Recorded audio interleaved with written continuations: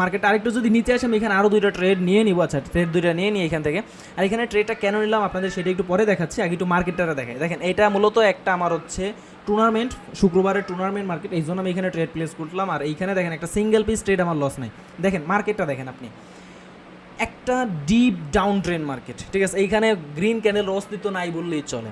এর ভিতরে আমি এইখানে বায়ারের সাথে ট্রেড প্লেস করছি শুধুমাত্র আমার এক্সজশন ক্যান্ডেলের লজিকটা আমি অ্যাপ্লাই করে, ঠিক আছে, এক্সজশন ক্যান্ডেলের লজিক। তো এইখানে আমার হচ্ছে লস যাওয়ার কোনো সম্ভাবনা নাই।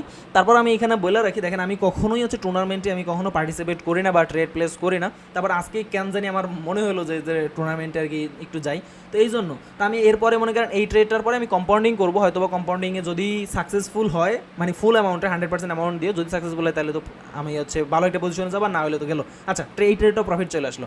দেখেন এবার আমার হিস্টোরিটা দেখেন, আমি হিস্টোরিটা ভালো করে দেখেন। দেখেন এখানে একটা সিঙ্গেল ট্রেড আমার কোথাও লস নেই, ঠিক আছে।